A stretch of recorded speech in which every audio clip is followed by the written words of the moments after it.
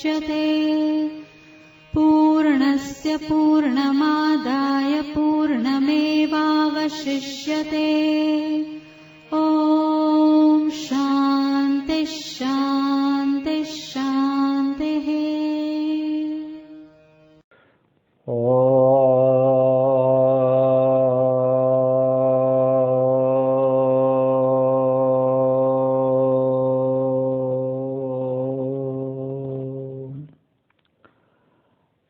सहना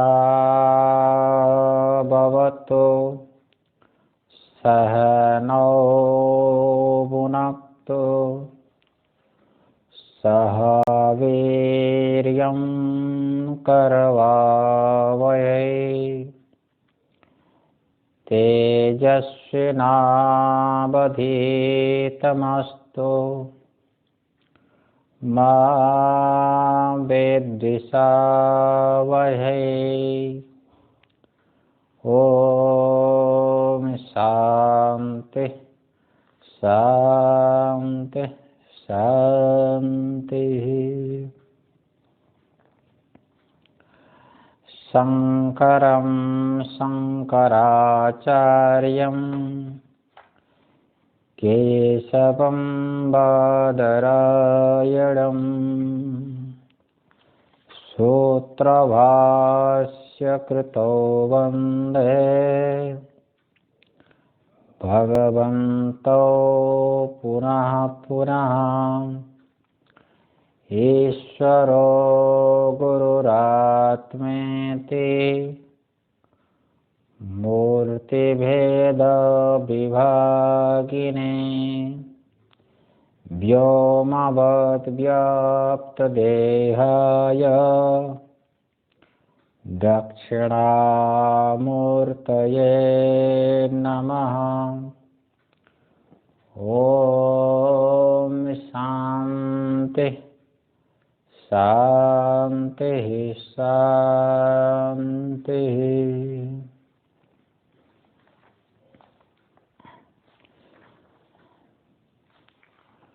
भगवान की कृपा से हम लोग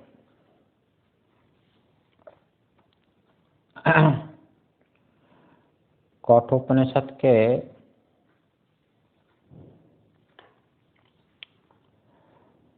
अंतिम वल्ली 15वां मंत्र के ऊपर विचार कर रहे हैं। जिस ज्ञानी के हृदय में परमात्मा का शुद्ध स्वरूप प्रकट हो गया, उस तत्वदर्शी पुरुष की स्थिति तत्वदर्शन का फल आचार्य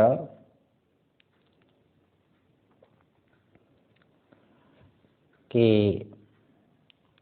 इस ग्रंथ में कह रहे हैं।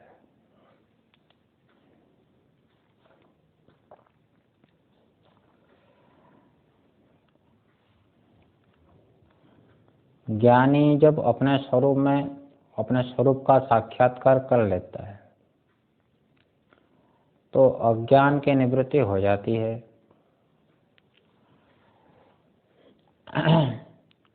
और अज्ञान से होने वाला अध्यास में नहीं होता है और कामना भी नहीं होती है। तो कामना से ही आगे कर्म होता है, तो कामना की निवृत्ति हो जाने पर कर्म समाप्त हो जाता है। इसलिए शरीर निर्वाह नहीं होता, शरीर की प्राप्ति ज्ञानी की नहीं होती है। काम ऐसा क्रोध ऐसा रजोगुण समुद्भव महासनो महापमा विद्य नभिह वैरिणम। तो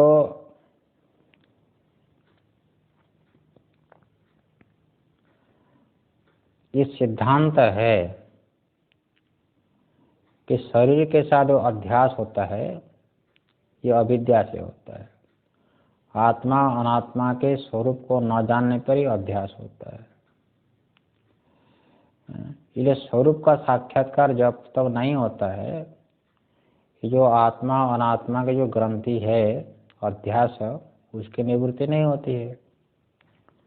तो मानस में गोस्वामी जी ने कहा यही, जड़ चेतना ही ग्रंथे परि गई, यद्यपि मृषा छुटत कठिनाई। तो शरीर से अहंकार पर्यंत जितने भी संघात है, इसका चेतन आत्मा के साथ ऐसे ही घुल मिल गया है जैसे दूध और जल।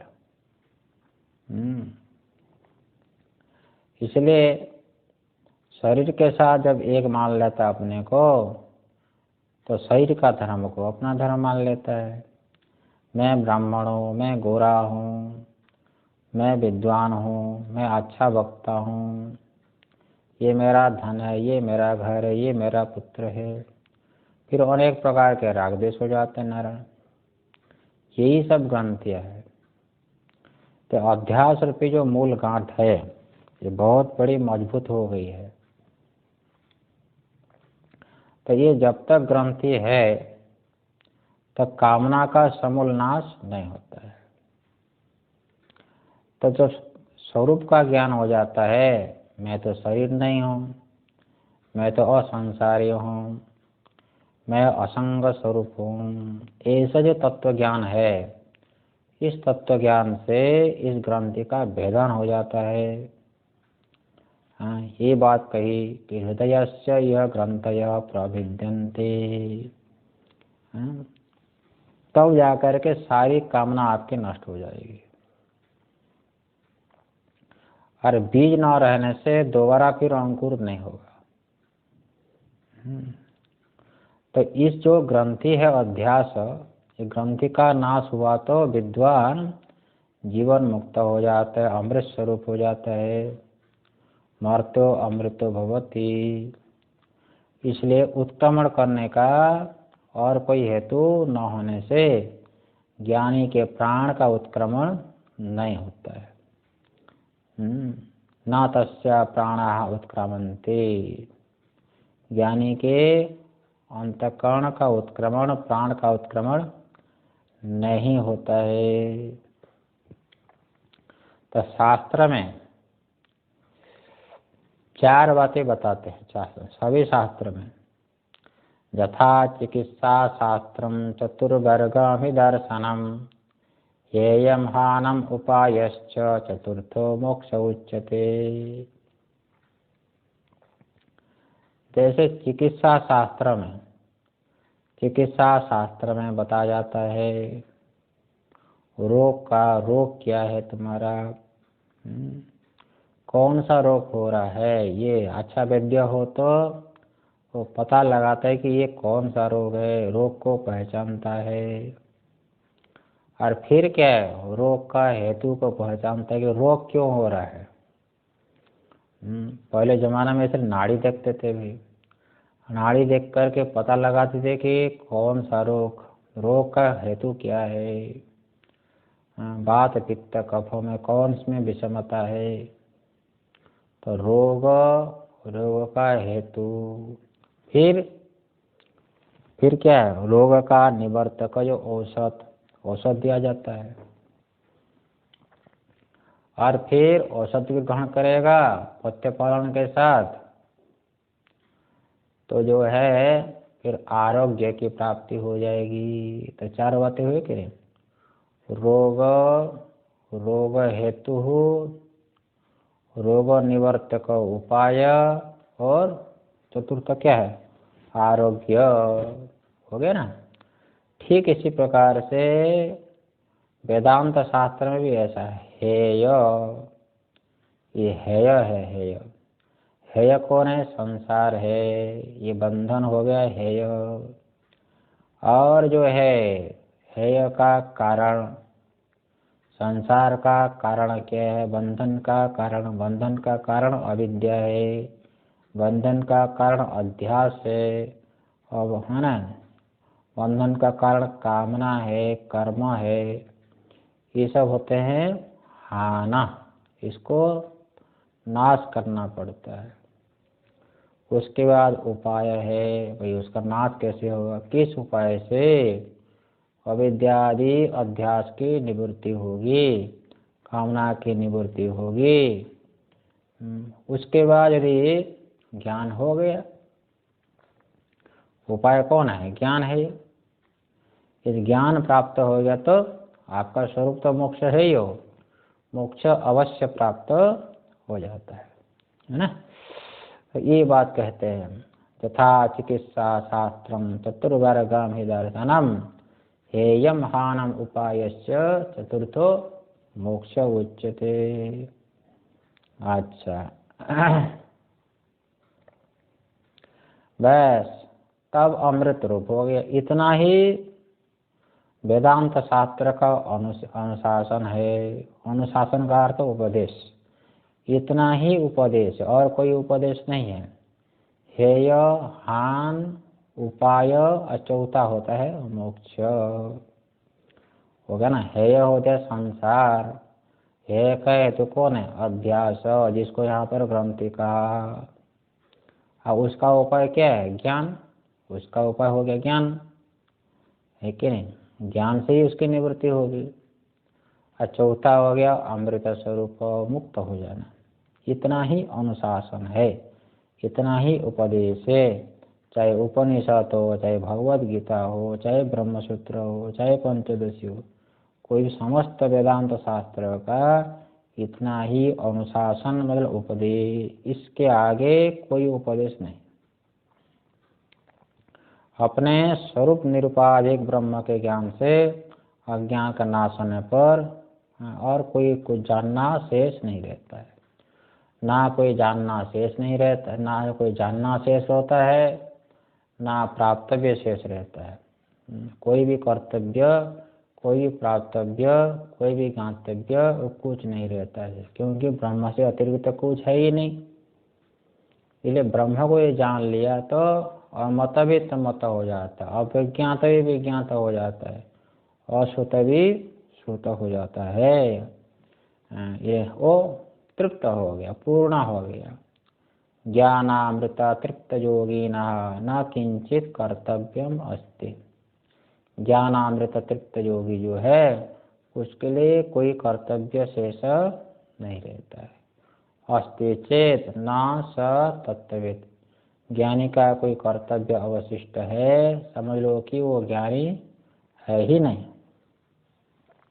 ये हुआ।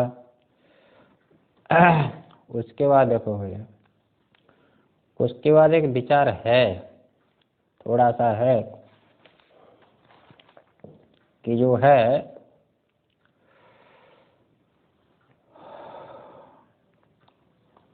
जो ब्रह्म निरस्त अशेष विशेष से रहित है, इसमें कोई विशेष धर्म है ही नहीं, तो उस स्वरूप ब्रह्म के आत्मतया ज्ञान से उस ब्रह्म को आत्म रूप से जान लिया तो अविद्या ग्रंथि की निवृत्ति हो जाती है और जीते जी ब्रह्म रूप हो जाता है ज्ञानी। ऐसे विद्वान की गति और नहीं होती है, ये बात कही गई। अत्र ब्रह्म समश्नुते, जीते ही ब्रह्म रूपता को प्राप्त कर लेता, ये बात कही। न तस्य प्राणा उत्क्रामन्ति, उस ज्ञानी का प्राण उत्क्रमण नहीं करता है।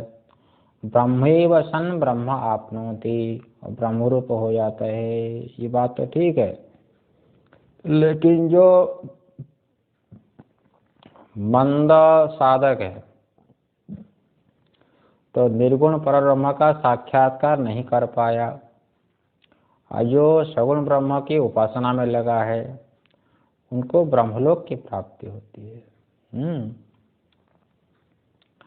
तो उन्हीं के लिए गति होती है, ये बात अभी कहना जा रहा है ना।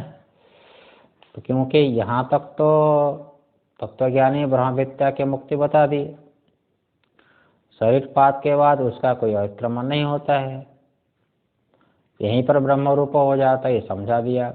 लेकिन जो निर्गुण ब्रह्म के कुछ चिंतक ऐसे भी होते हैं हैं, जिन्हें संशय विपर्य रहित ज्ञान नहीं हो पाता है। प्रारब्ध समाप्त होने पर शरीर छूट जाता है, उन्हीं को गीता में योग भ्रष्ट शब्द से कहा गया। योग भ्रष्ट भी जायते।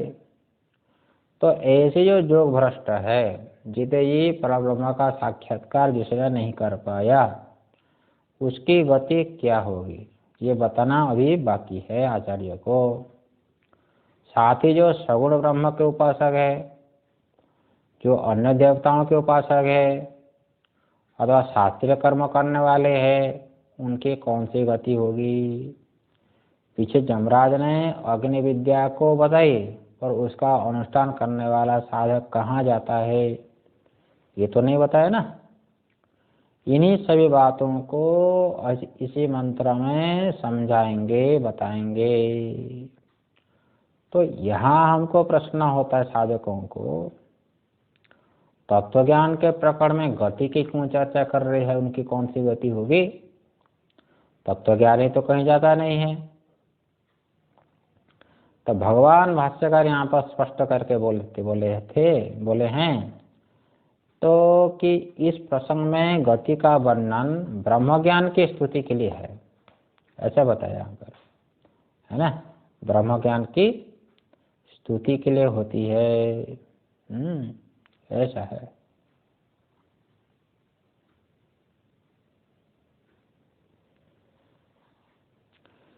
इसलिए जो है इसको कहते हैं अर्थवाद। ब्रह्म ज्ञान से भिन्न अन्य जो विद्या है,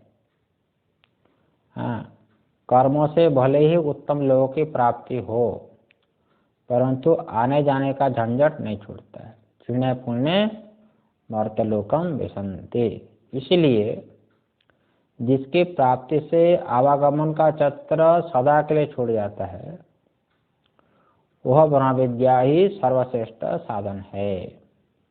इस प्रकार से यहाँ पर ब्रह्म विद्या की स्तुति ही की जा रही है।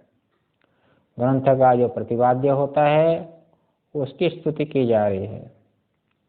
इसलिए तत्वज्ञानी से जो भिन्न है, जिसको तत्व का साक्षात्कार नहीं हुआ है ना, अहमसि परब्रह्म ऐसा ज्ञान जिसको नहीं हुआ है, ठीक है ना, तो उन्हीं के लिए गति होती है ना, उन्हीं के लिए गति।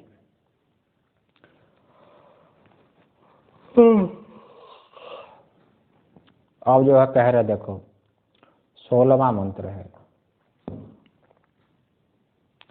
शतं चैकाच हृदयस्य नाड्यस्, शतं चैकाच हृदयस्य नाड्यस्, तासां मूर्धानामभिनिसृतैका, तयोर्ध्वमायन्नमृतत्वमेति, तयोर्ध्वमायन्नमृतत्वमेति, विश्वङ्गन्या उत्क्रमणे भवन्ति, विश्वङ्गन्या उत्क्रमणे भवन्ति।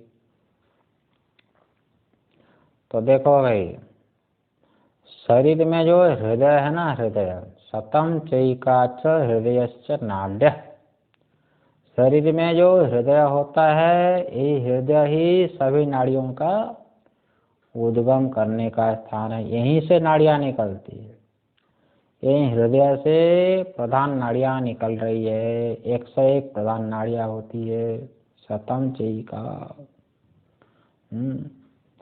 तो शाखा नाड़ियाँ तो बहुत है, इनकी संख्या प्रश्नोपनिषद आदि ग्रंथ में बताई है। उनमें से एक श्रेष्ठ नाड़ी है जिसका नाम क्या है, सुषुम्ना। तो इसको सुषुम्ना नाड़ी बताते हैं।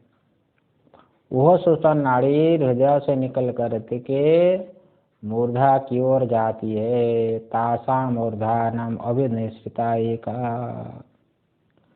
हमारे जो सिर है, इस सिर में जो जहाँ केशों का मध्य स्थान है, वहाँ शिखा रखी जाती है, यहाँ पर शिखा रखी जाती है, वह उसको कहते हैं मूर्धा। सुषुम्ना मूर्धा तक ही गई है ऐसा नहीं समझना, वो तो मूर्धा का भेदन करके ब्रह्मलोक तक पहुँचती है, उसका संबंध उस लोक से है। ये सब नाड़ियाँ अति सूक्ष्म है, बहुत सूक्ष्म होती है नाड़ियाँ, इतनी बहुत सूक्ष्म होती है। ये जंतर से, आपका जंतर से नहीं पकड़ा जाएगा। सभी नाड़ियों का ग्रहण जंत्र मात्र से नहीं होता है, इसका ज्ञान तो शास्त्र से होता है। साधना करके हम उनका अनुभव भी कर सकते हैं। तो जिसका ज्ञान पूर्णता तक नहीं पहुंचा है ना, तो ऐसा जो ज्ञानी है उपासक, जब शरीर छोड़ता है तब उसका सूक्ष्म शरीर हृदय में आ जाता है, सूक्ष्म शरीर हृदय में आ जाता है। वहीं से सुषुम्ना मार्ग के द्वारा उत्क्रमण करके वो ब्रह्मलोक में चला जाता है, और वहाँ ब्रह्मा आदि से उपदेश प्राप्त करके फिर स्वरूप ब्रह्म का अपरोक्ष ज्ञान को प्राप्त कर लेता है ना। और महाप्रलय आने पर वह ब्रह्मा जी के साथ मुक्त हो जाए, विधेय मुक्त हो जाता है। जो सगुण ब्रह्म के उपासक है वह भी अंतकाल में अपने उपास्य के अनुग्रह से सुषुम्ना नाड़ी के द्वारा ब्रह्मलोक तक पहुंचता है। यदि उसमें वासना नहीं है, उसकी उपासना उत्कृष्ट है, तो इष्ट का सायुज्य फल प्राप्त करेगा वो, और महाप्रलय काल में मुक्त हो जाता है। और यदि वासना अवशिष्ट है तो वहाँ सुख भोग करके फिर वापिस आ जाता है। इस मंत्र में ब्रह्मलोक की प्राप्ति को ही अमृतत्व की प्राप्ति कहा गया है। तया ऊर्धन आयन अमृतत्वम एति। अन्य नाड़ियाँ भिन्न भिन्न मार्गों से संसार को प्राप्त कराती है कि नहीं, इसलिए यहाँ पर कहते हैं विश्वंग अन्या, है ना, विश्वंग अन्या उत्क्रमणे भवन्ते। जो अन्य उपासक है अथवा कर्म करने वाले हैं, तो चक्षुरादि इंद्रियों से संबंधित जो नाड़ियां हैं, उस चक्षुरादि इंद्रियों से संबंधित नाड़ियों के द्वारा उत्क्रमण करके उत्तम लोगों को प्राप्त कर लेते हैं। जो लोग शास्त्रीय कर्म नहीं करते और जो लोग केवल पाप कर्म करते हैं, तो नीचे वो क्या है, नीचे के द्वारा, ये जो शरीर का नीचे भाग नाभि है, सुषुम्ना है, गुदा है, उससे संबंधित नाड़ियों के द्वारा निकल करके पशु है, कीट है, नारकीय योनि है, बहुत सारी योनियां हैं, उस नारकीय आदि योनि को प्राप्त कर लेता है। इसलिए श्रुति हम साधकों के लिए, साधकों को ध्यान में रख करके उद्देश्य बना करके सावधान कर रही है कि बेटा सावधान हो जाओ, वेद का शास्त्र का अध्ययन करो, गुरुकुल में जाओ, समझाती है कि नहीं। इसी प्रकार श्रुति भी भगवती भी यहाँ पर समझा रहे हैं, है ना। तो सावधान करा रही है श्रुति कि यदि प्रयास करके जीते जी, ये जो अमूल्य जीवन है, आयुष्य क्षण में एकोपि सर्वरत्न न लभ्यते, तो इसलिए अमूल्य जीवन में यदि प्रयास करके यहीं पर तत्व ज्ञान को प्राप्त नहीं किया तो संसार में भटकना तो निश्चित है। अच्छा, अब जो है जमराज अपना अंतिम उपदेश देते हुए संपूर्ण उपनिषद का जो सार है, सार ये यहाँ पर लिखते हैं, देखो, इदानीम सार्ववल्ली अर्थो उपसंहारार्थम आह, भाष्यकार ने लिखा। अभी जो है आचार्य जमराज अपना अंतिम उपदेश को देते हुए संपूर्ण जो उपनिषद है, कठोपनिषद, इस संपूर्ण उपनिषद का सार सा जो तात्पर्यात्मक अर्थ है उसका यहाँ पर निरूपण कर रहे हैं। तो ये 17 नंबर मंत्र देखिएगा नारायण।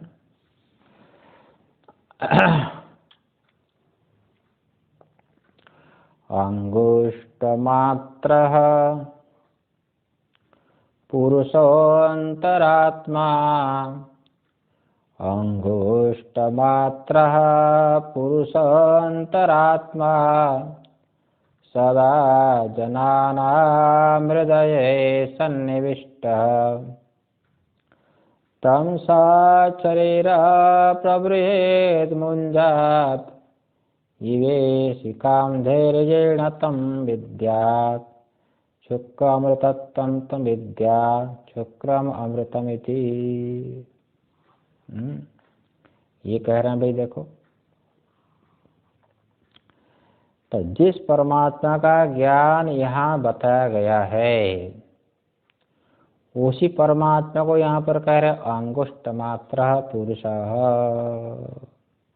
पीछे ये बात आ गई, तो अंगुष्ट मात्र पुरुष कहने से ये तात्पर्य नहीं है कि परमात्मा अंगुष्ट परिमाण वाला है, इसमें श्रुति का तात्पर्य नहीं है। फिर क्या है, ये जो हमारा हार्द आकाश होता है ना, हार्द आकाश में जो अंतःकरण है, अंतःकरण जो हमारा अंतःकरण है, सात्विक अंतःकरण, वह व्यक्ति के अंगुष्ठ के समान परिमाण वाला है। तो अंतःकरण ही परमात्मा की उपाधि, यद्यपि परमात्मा सर्वत्र है, ईश्वर सर्वभूतानां सिद्धे से अर्जुन कहा गीता में, परमात्मा तो व्यापक है, परंतु परमात्मा की अभिव्यक्ति तो हृदय में ही होती है ना। यही बात यहाँ पर कह रहे हैं, वही उसकी अंतःकरण में ही परमात्मा की विशेष रूप से उपलब्धि होती है। तो श्रुतियों में उपाधि को लेकर के व्यापक परमात्मा को अंगुष्ठ परिमाण वाला कहा जाता है।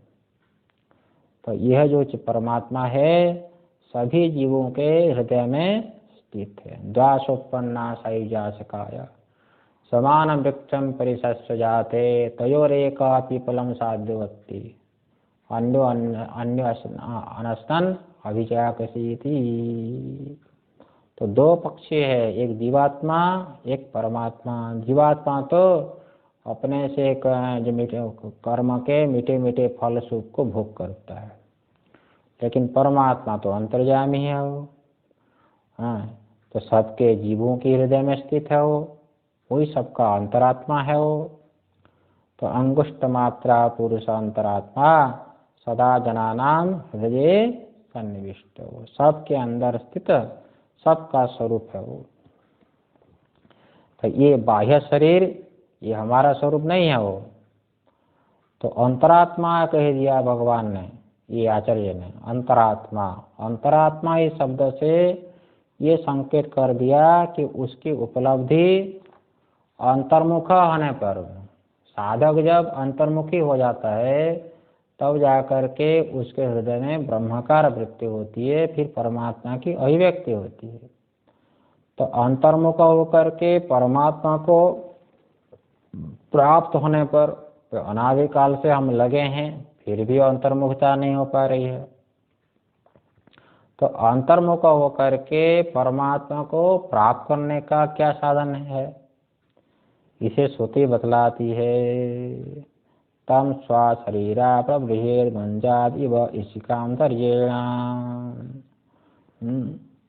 तो ये बोलते हैं कि उस परमात्मा को शरीर से अलग करे। तम स्वशरीरात् प्रबृहेत्, उस आत्मा को अपने शरीर से उठावे। ये तो शब्दार्थ हुआ, व्यापक आत्मा को ऊपर कैसे उठाओगे? कैसे उठाओगे भैया? तात्पर्य यह है कि विचार के द्वारा ये जो हमारी उपाधियां हैं, स्थूल शरीर सूक्ष्म शरीर कारण शरीर और पंचकोश भी ले लो। अन्नमय कोश होता है स्थूल शरीर, और सूक्ष्म शरीर में 3 कोश होते हैं, प्राणमय, मनोमय और विज्ञानमय। ये जो 5 कोशों है, इस 5 कोशों से अलग करके उसे समझना है। विचार के द्वारा स्थूलादि शरीरों से, पंचकोशों से आत्मा को अलग करके उसे समझना है ना। उसका अनात्मा से विवेक करना है आत्मा का। या विवेक कैसे करें, ये बात हम लोगों ने विचार किया। दृश्य व दृष्टा का विचार करें। जो भी जाना जा रहा है यह करके वो होता है दृश्य। आप सबको जानते हो, घटपट आदि को जैसे जानते हो, शरीर को जानते हो, मन को जानते हो, इंद्रियों को जानते हो, इसका मतलब और शरीर आदि से आप अलग हो, है ना, आप अलग हो। ये पहले बताया। दृश्य और दृष्टा के विचार से, अवस्थात्रय के विचार से हम समझ सकते हैं कि हमारा जो वास्तविक स्वरूप है ये शरीरों से, हम अन्नमयादि पंचकोशों से अलग है, ऐसा हम समझ सकते हैं। मैं तो चेतन हूँ, मैं तो इसका साक्षी हूँ, है कि नहीं। ये तो शरीर जड़ है, ये विचार, ये मेरी उपाधियां है, मेरा इसमें कोई संबंध वास्तविक नहीं है। तो ये जो बातें हैं, ये जो विचार करना है, विचार करके विवेक करना है, इसको श्रुति आगे स्पष्ट करके बोल रही है। ये जो काम है अनात्मा से, अनात्मा के धर्मों से आत्मा का विवेक करना बड़े धैर्य की काम है। मैं समझता हूँ इससे बड़ा कोई और धैर्य नहीं है। यही सबसे धैर्य का काम होता है, जल्दीबाजी का नहीं है।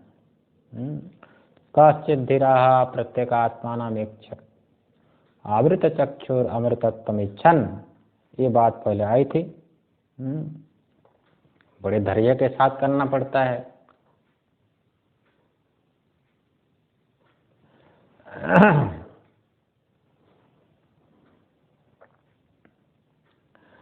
तो कहते हैं कि तम विद्याचुक मुंजात इव इशिकायाम धैर्येणा प्रवृहे, दृष्टांत दे दिया कि जो है बड़े धैर्य के साथ प्रमाद नहीं किए होते, न करके बड़ी सावधानी से इस साधना में लगना पड़ेगा।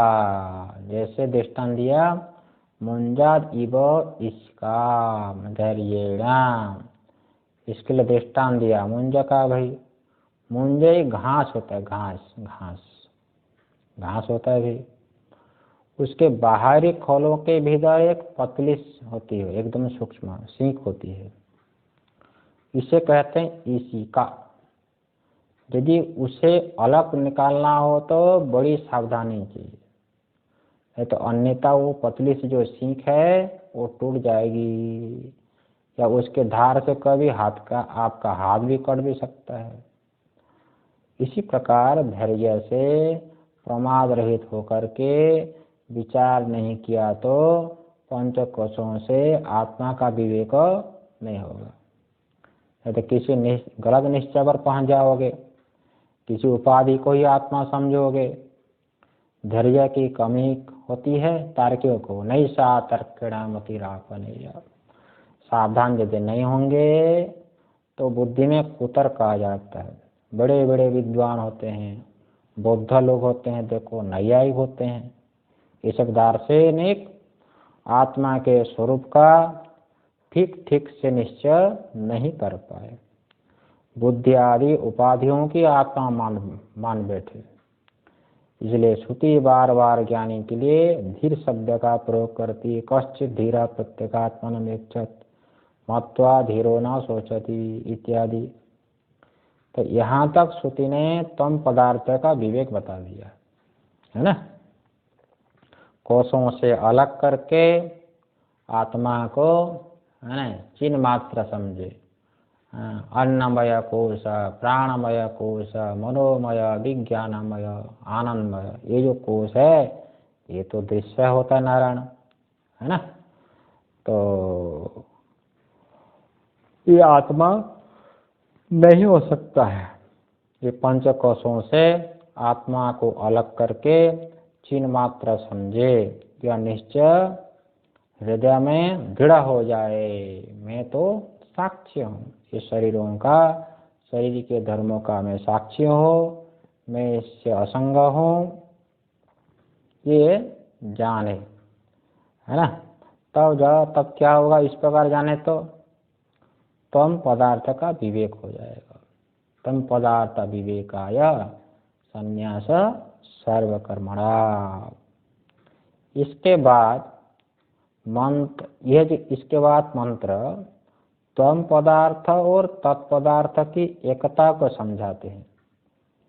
हाँ, इस मंत्र के अंतिम में तम विद्या शुक्रम अमृतम, तम विद्या शुक्रम अमृतम इति, उसी अहम पद के लक्ष्यार्थ को, उस साक्षी को, उस असंग चित स्वरूप को, उस कुटस्थ चित स्वरूप को शुक्र, तम विद्या शुक्रम अमृतम, वो शुक्र अमृत स्वरूप समझे। तो पीछे मंत्रों में शुक्र अमृत शब्दों से ब्रह्म को कह चुके हैं। शुक्र का अर्थ होता है शुद्ध स्वरूप, प्रकाशमान स्वरूप, जो संसार के सभी मलों से रहित है। आपका कोई संबंध नहीं है शरीर के साथ, आप तो प्रकाशमान स्वरूप असंग हो, सम प्रकाश विज्ञान घन है। इसलिए पर ब्रह्म ही शुक्र है, वही ब्रह्म अविनाशी है, अविनाशी भी है। और अमृतम कहा, अविद्या काम कर्म रूपी जो मृत्यु है उससे परे है ना, इसलिए उसे अमृत कहा गया। वही मोक्ष स्वरूप है, परमात्मा ही मोक्ष स्वरूप है। अरे परमानंद स्वरूप तो वही तो परब्रह्म का स्वरूप है। विज्ञानम आनंदम ब्रह्म, वो निरतिशय आनंद स्वरूप ब्रह्म का ही है। तो हमारे हृदय में स्थित अंगुष्ठ मात्र पुरुष ही ब्रह्म है, अर्थात मैं ही ब्रह्म हूँ, है ना। यह महावाक्य का अर्थ इस मंत्र में समझा दिया, अहम ब्रह्मास्मि। अहम ब्रह्मास्मि महावाक्य का अर्थ ही इस मंत्र में बता दिया है। इस प्रकार जीव ब्रह्म की एकता जो सभी वेदांतों का चरम तात्पर्य है, तो इसे, है ना, वेदांत का प्रतिपाद्य वस्तु होता है जीव ब्रह्म का एकत्व। तो जीव ब्रह्म का एकत्व को इसी मंत्र में बता दिया गया, है ना। यही है वेदांत का चरम तात्पर्य। हाँ, इसे स्पष्ट रूप से आचार्य ने जमराज को, ये आचार्य जमराज ने नचिकेता को समझा दिया, उनको उद्देश्य करके सबका कल्याण के लिए, है ना। तो वहाँ आकर के ये उपनिषद यहाँ पर अहम ब्रह्मास्मि का ही, अहम ब्रह्मास्मा का ही अर्थ है, यही है इस मंत्र में बता दिया। 17वां मंत्र में कि जो है तम विद्या, तम कहने से वो तत्पदार्थ, तत्पदार्थ शोधित तत्पदार्थ है, उसी को आत्म रूप से जाने, उसी को आत्म रूप से जाने। अब जो है भाष्यकार लिखते हैं, विद्या के स्तुति के लिए ये जो ब्रह्म विद्या है, पराविद्या है, इस पराविद्या की स्तुति के लिए ये आख्यायिका का उपसंहार अब करना है। ये जरा सा समझ कर रखना है। नचिकेता और जमराज की जो आरंभ की गई थी कथा, उसका उपसंहार इस मंत्र में स्तुति कर रही है। और उपनिषद में बताए गए जो ज्ञान का महत्व भी, इसको भी समझा रहे हैं। 18वां मंत्र है, देखिए, मृत्यु प्रोक्तां नचिकेतोऽथ लब्ध्वा, मृत्यु प्रोक्तां नचिकेतोऽथ लब्ध्वा, विद्यामेतां योग विधिं च कृष्णम्, ब्रह्म प्राप्तो विरजो भूतमृत्यो, रण्योपेवां यो विदधात्ममेव, ब्रह्म प्राप्तो विरजो भूतमृत्यो, रण्योपेवां यो विदधात्ममेव। तो आचार्य जमराज ही इसके वक्ता है। तो मृत्यु वास्तव में देखा जाए तो हम सबके गुरु है कि नहीं। मृत्यु अर्थात यमराज। मृत्यु ही वास्तव में हम सबके गुरु है। मृत्यु का व्यक्ति को सतत ध्यान रहे तो, है कि नहीं, मृत्यु जिस व्यक्ति को मृत्यु का ध्यान यदि हमेशा रहे, उसके जीवन में स्वतः सावधानी आ जाएगी कि नहीं। मृत्यु तो हमारी निश्चित है, इस बात को यदि ना भूले ना, उनको साक्षात यदि मृत्यु दिखती हो, वही परमात्मा का भजन में प्रवृत्त होता है, वही परलोक दिखता है उनको। तो मृत्यु का ध्यान यदि जिस व्यक्ति को हो, तो जगत की असारता, शरीर की नश्वरता, ये भी बुद्धि में पक्की बैठ जाएगी। यमराज का ज्ञान ऐसा प्रखर है कि जटिल व्यवहार को करते हुए भी, ये देखो, यमराज के पद को संभालते हुए भी तो उनके स्वरूप स्थिति में कोई अंतर नहीं पड़ता। यही ज्ञानी का स्वभाव होता है। ज्ञानी व्यवहार करता हुआ भले ही दिखता है, परंतु निष्क्रिय स्वरूप में रहता है। निष्क्रिय स्वरूप में रहते ही क्रियाशील आपको दिखता है। क्रियाशील दिखने पर भी वो ज्ञानी तो अपने स्वरूप में ही रहता है ना। हाँ, यहाँ श्रोता कौन है? नचिकेता। नचिकेता छोटा सा बालक होने पर भी ज्ञान का अधिकारी है। देखो, विवेक वैराग्य से संपन्न है।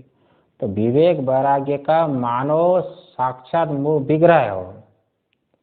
कौन? नचिकेता।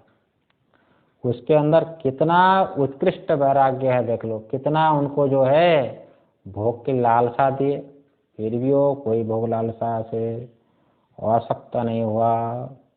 उत्कृष्ट विवेक, उत्कृष्ट वैराग्य, उत्कृष्ट मुमुक्षा, यह हम इस कथा में हम श्रवण किए हैं। श्रोता भी है उत्कृष्ट, वक्ता यमराज तो उत्कृष्ट है ही हो। इसलिए भगवान भाष्यकार ने शुरू में दोनों को नमस्कार किया। तो यमराज ने उपदेश क्या किया, इसे बताते हैं। देखो, मृत्यु पुक्ताम नचिकेतो तलब्ध्वा विद्यामेताम योग विधिम च कृष्णम। मोक्ष की हेतु क्या हुई? ब्रह्म विद्या। और ब्रह्म विद्या प्राप्ति के लिए क्या चाहिए? योग विधि चाहिए। तो योग विधि जो विद्या प्राप्ति का साधन, उन सबको संपूर्णतया बता दिया। तम पदार्थ का विवेचन, तत्पदार्थ का विवेचन, उनकी फिर एकता, वो कैसे शोधन करना है, ये सब बता दिया। आत्मा की असंगता, आत्मज्ञान का फल, सभी बातों को विस्तार से दृष्टांत के साथ समझा दिया, है ना। नचिकेता ने वरदान के द्वारा इसी विद्या को ही तो प्राप्त किया ना। 3 वर मांगा, तो ये प्रथम वर तो हो गया भाई। देखो, वो पिता के संतुष्टि, पिता मेरे संतुष्ट हो जाए, हाँ, ये मेरा कर्तव्य है। जिस पिता के कारण मुझे यहाँ आना पड़ा और बिना मांगे मुझे 3 वर मिल रहा है कि नहीं। इसलिए मैं पुत्र हूँ।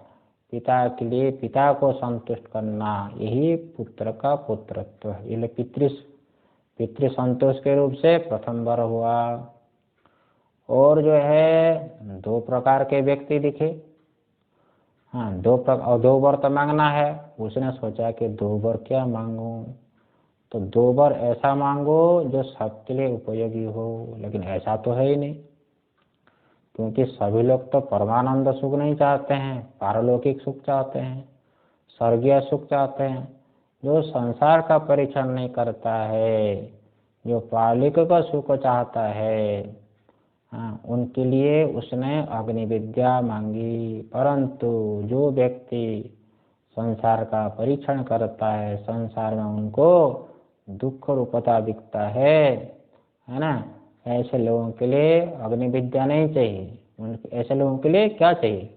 ब्रह्म विद्या चाहिए, है कि नहीं। ये सब बता दिया भाई।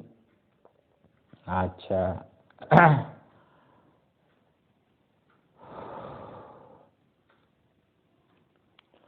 और ऐसे विद्या को प्राप्त करके नचिकेता क्या मुक्त हो गया।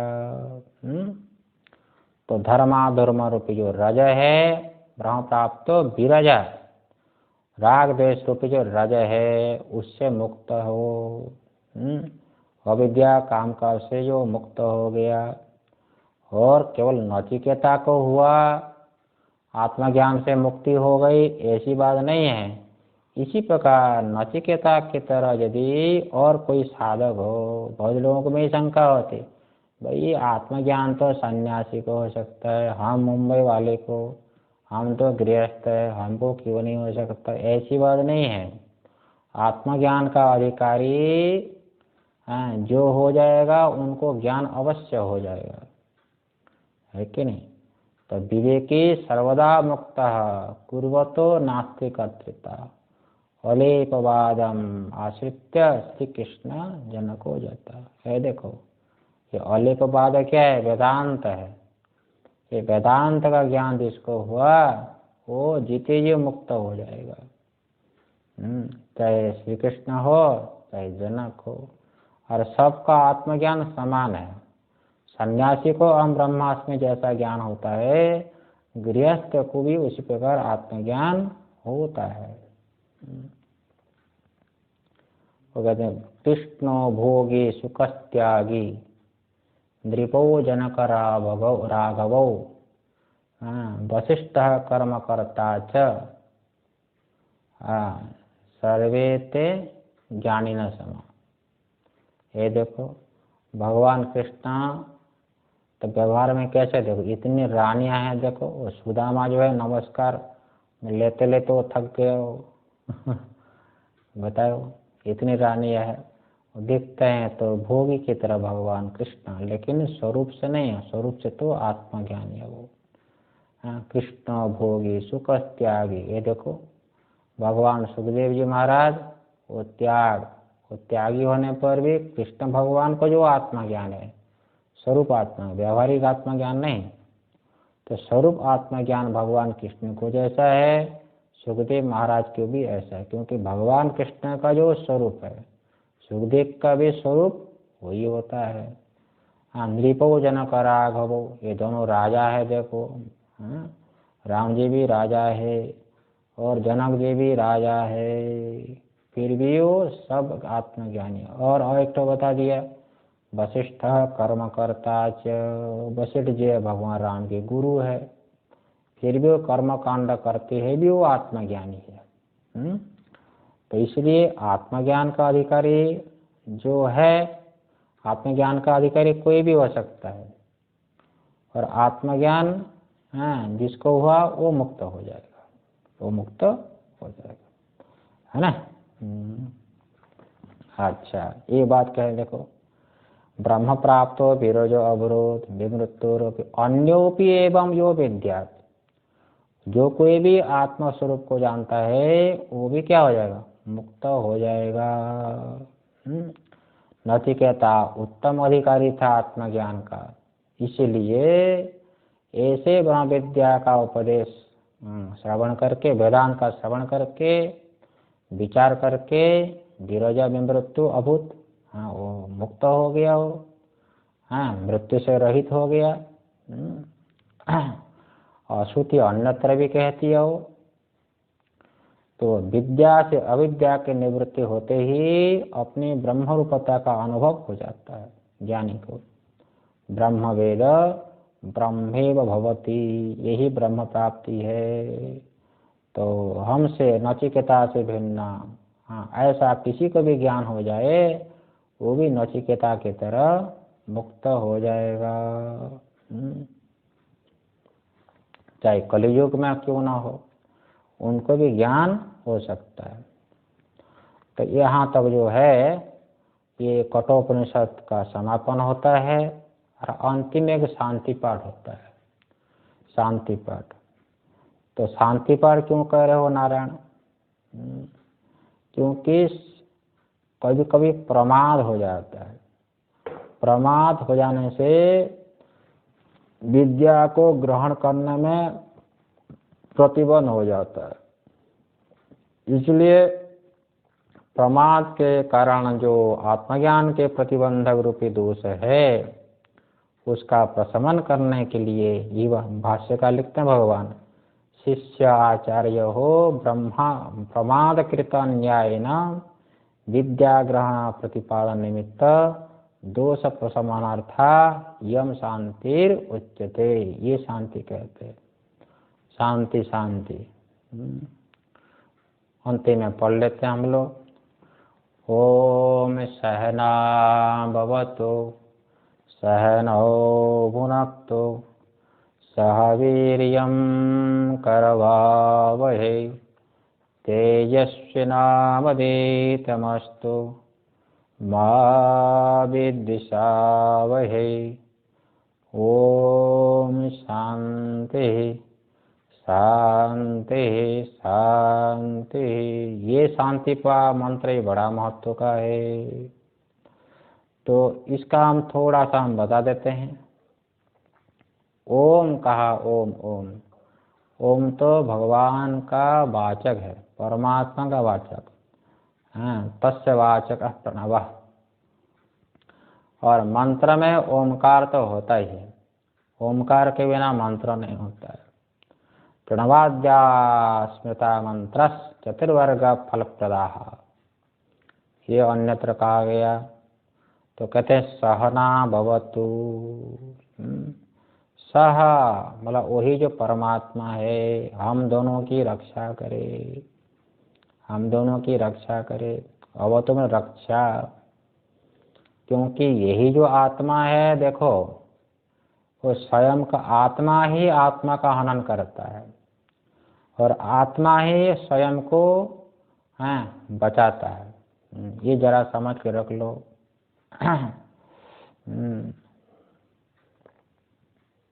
अच्छा, इसलिए कहते हैं किम तेना ना कृतम पापम चोरेणा आत्मा अपहारिणा।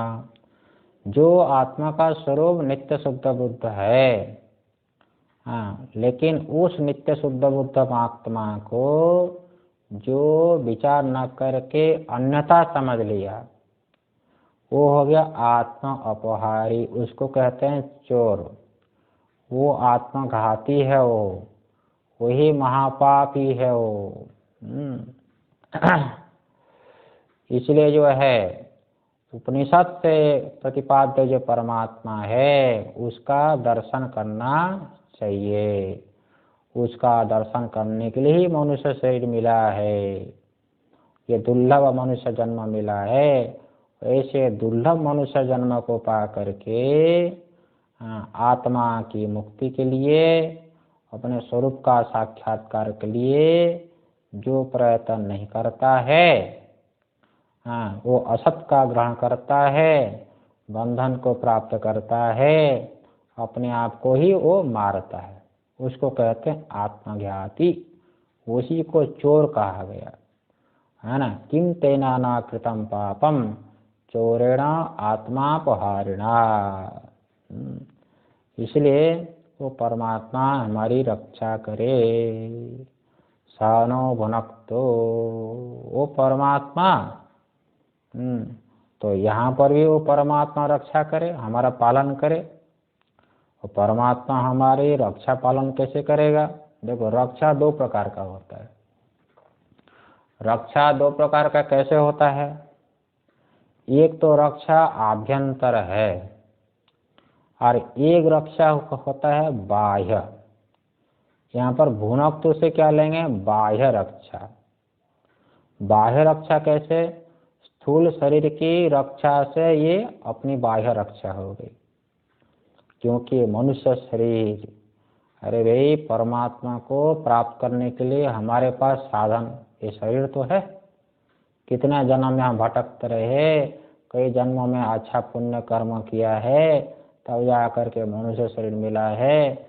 मनुष्य शरीर मनुष्य शरीर मिल करके आपको महापुरुष का दर्शन हो रहा है, महापुरुष के मुख से जो आप जो है श्रवण कर रहे हो वेदांत का।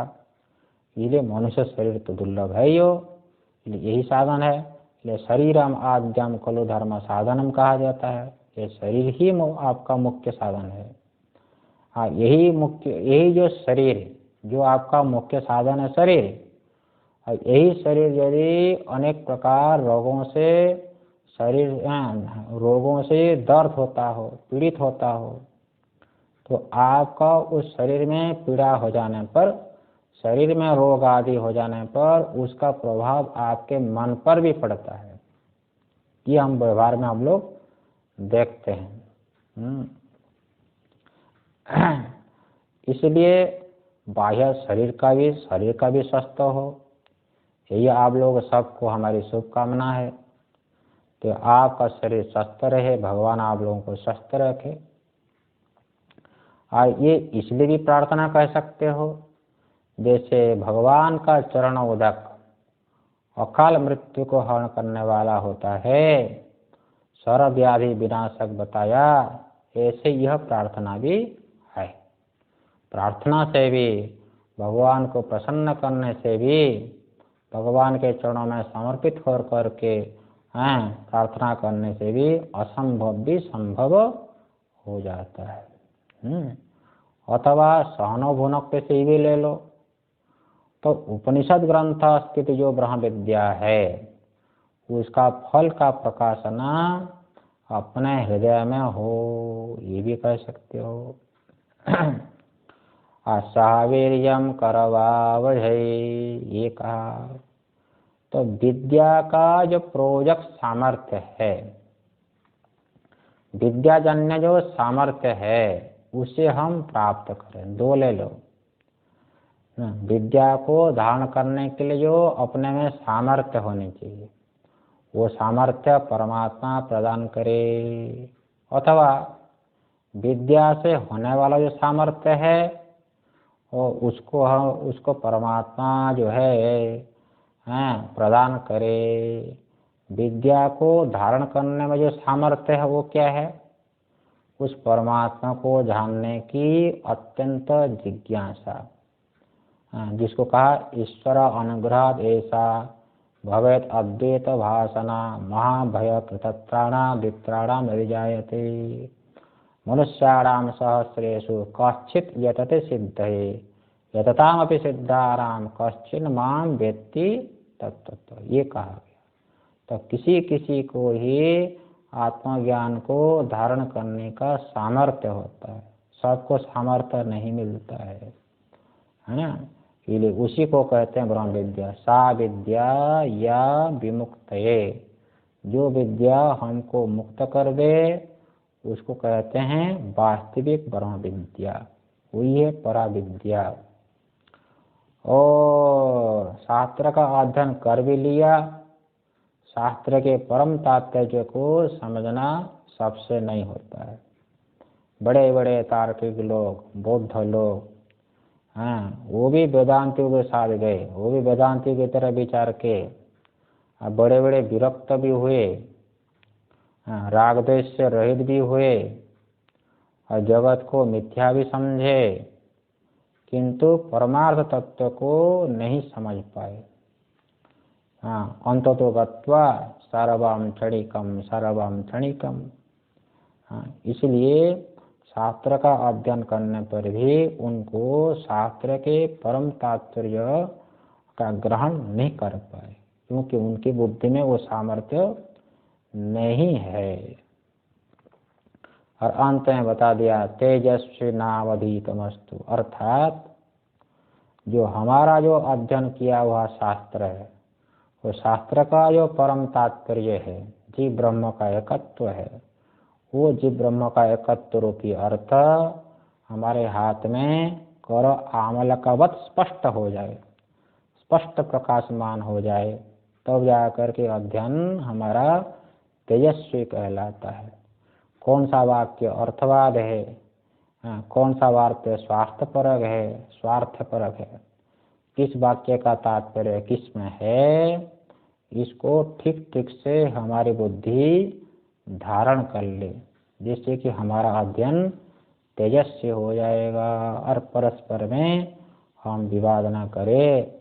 परमात्मा को प्राप्त करने के लिए स्वाध्याय प्रवचन में हमारा प्रमाद न हो।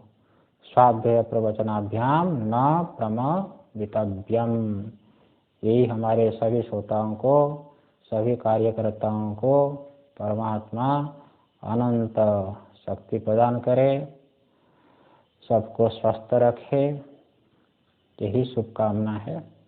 ओम पूर्णमदः पूर्णमिदं पूर्णात् पूर्णमुदच्यते पूर्णस्य पूर्णमादाय पूर्णमेवावशिष्यते। ओम शांति शांति शांति। सदाशिवसमारम्भां शङ्कराचार्यमध्यमाम् अस्मदाचार्यपर्यन्तां वन्दे गुरुपरम्पराम् वन्दे गुरुपरम्पराम्। ॐ शान्तिः शान्तिः शान्तिः। ॐ शान्ति शान्ति